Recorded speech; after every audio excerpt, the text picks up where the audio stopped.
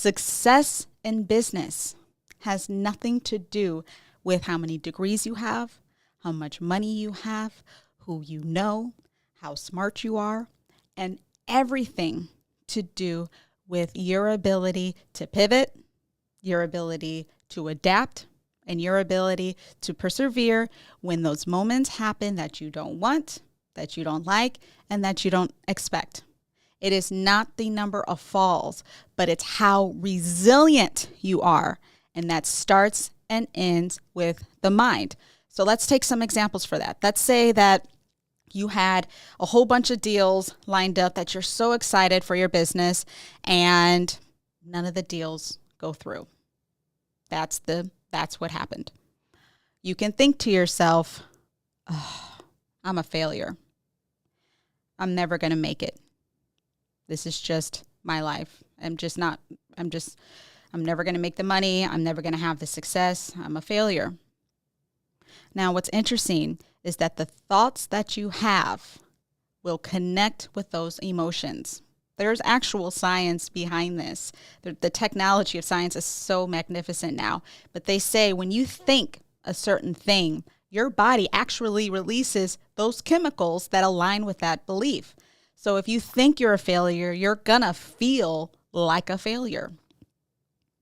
Or you can have a thought that's similar to what my father says when he's giving his speeches about business.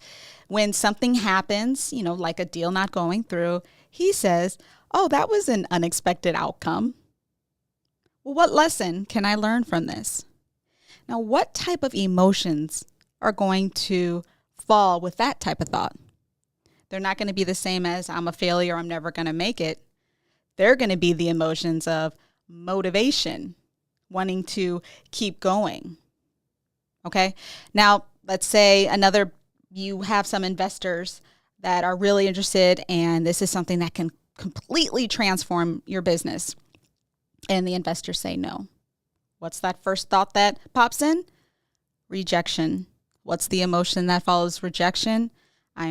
The feelings of, I'm not enough. I'm not worthy. I'm just never going to do this. Or you could have the thought, what do I need to change to get to yes? Which is going to motivate you to keep going? Rejection? Or what do I need to do next to get to yes? You have a choice. Now, I understand our brains have been wired, have been programmed to think a certain way. So yes, automatically you may think I'm being rejected again. I am a failure. That is okay. You can't control what those automatic thoughts are.